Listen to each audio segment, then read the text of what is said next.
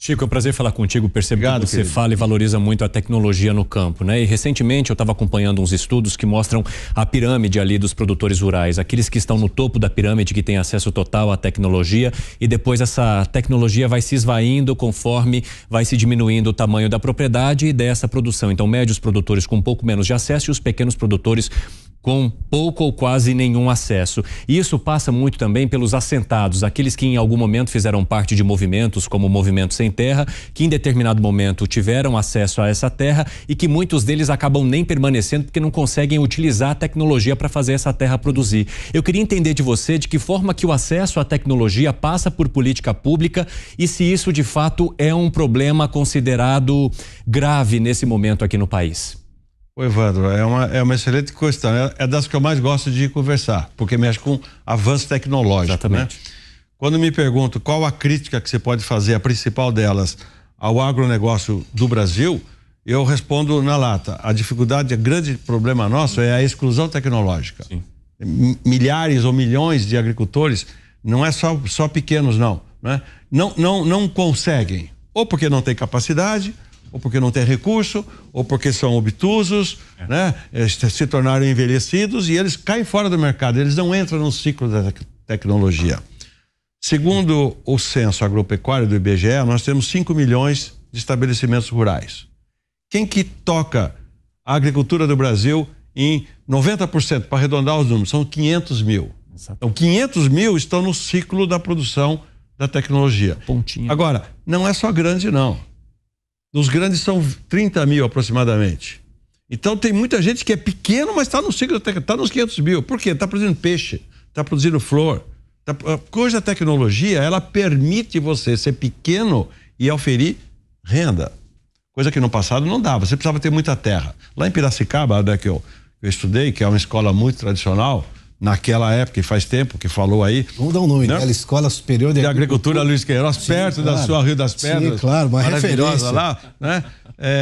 Naquela época, o Piotr, o fulano queria saber, né? Tinha lá umas meninas que estavam entrando na faculdade e falavam, pô, o pai dela tem 1000 alqueires. Opa, 1000 alqueires, entendeu? Você media pelo tamanho da fazenda. Depois, hoje, você fala que o fulano lá tem 10 mil alqueires, você fica olhando, pode ser um problema, hein? Pegar 10 mil alqueires tudo arrebentado, não quero dependendo não. do que se quer produzir. Eu prefiro produzir em menos, mas com tecnologia, com rotação de pastagens, né? Com plantio direto, plantando soja, milho. Eu em 100 produzo o que antes se fazia em 1000. Então, o tamanho da terra não é mais o problema é exatamente a tecnologia. Como combater a exclusão tecnológica? Ninguém de nós sabe ao certo. Nós sempre achamos que era um problema de extensão rural, que era um problema de assistência técnica. Então, não, você tem que ir lá e você tem que levar a tecnologia. Então, os governos contratavam e contratam agrônomos, zootecnistas, veterinários, e vai lá e aquelas casas ensina. Da lavoura, não era? Da agricultura. As casas da agricultura que são as Ematers no Brasil todo. Todo esse sistema, ele foi importante naquela época, mas hoje não parece ser mais, ele não funciona em lugar nenhum. As cooperativas hoje são muito mais eficientes em fazer isso. Você pega uma cooperativa como a Cocamar, sediada ali em Maringá, ou você pega a Coamo, lá de Campo Mourão, pegando duas do Paraná. Cada uma delas, eu vou dar um número aqui arredondado, cada uma delas tem mais ou menos 200 agrônomos para dar assistência técnica aos cooperados. É um batalhão de tecnologia, de gente, né? Então, é uma junção da tecnologia com a organização, o cooperativismo. Porque o cara sozinho lá, você vai lá, eu sou agrônomo, olha aqui, tem um negócio legal aqui, legal, toma um café, toma uma cachaça, vai embora, não aconteceu nada. Então, a competição no mundo hoje, ela exige mais do que tecnologia. Ou melhor, para a tecnologia dar certo, precisa ter acesso a financiamento, precisa estar organizado, você precisa estar numa turma. Você acha que o poder público está seguindo de mão dada com essa necessidade ou não?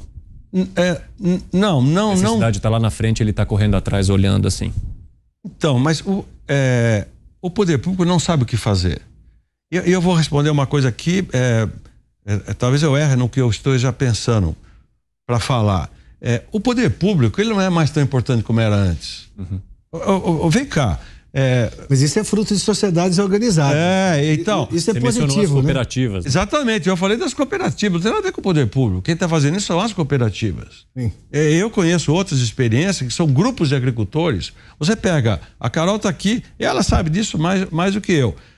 Olha, sabe quem são os agricultores mais dinâmicos que estão fazendo essa mudança? São agricultoras. As mulheres estão mostrando-se com uma capacidade maior do que os homens de organizarem-se em grupos, fazerem grupos onde trocam informações e o nível tecnológico vai subindo para todo mundo. Então é cooperação não só como estrutura cooperativista, mas é cooperação como qualquer lugar, como cooperação na universidade, como cooperação no mundo da sociedade em geral.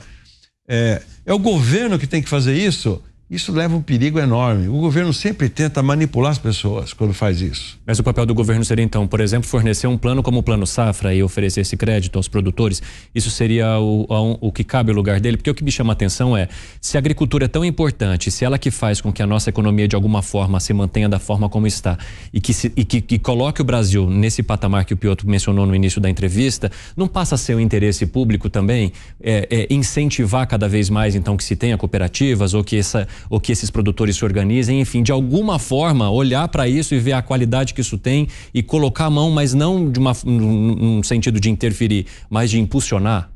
É que o limite entre interferir e impulsionar é tênue demais. É meio tênue, né? Muita gente, muito agricultor, sabe como é que pensa? Pensa o seguinte: olha, se o governo não me enchesse o saco já estava bom demais. Isso, entendeu? Então vem aí, agora os setores da economia. Então, há um limite entre fazer, mas está certo. Me desculpe, a Embrapa hoje está discutindo exatamente isso. Vem cá, qual é a função da Embrapa no mundo de hoje? Não é mais aquilo que ela fez. A Embrapa, ela construiu uma história extraordinária, mas ela está ultrapassada pelo tempo. E ela está lá procurando, capengando, sem saber, está lá com grupos de trabalho, etc. Já faz uns 10 anos que a Embrapa está procurando seus novos caminhos. Ou seja, é um dilema complexo, né? Eu não quero desprezar. Ao governo há funções. Quais serão mesmo as melhores funções? Eu acho que nós precisamos saber, nós precisamos descobrir isso. Isso é uma tarefa de todos nós.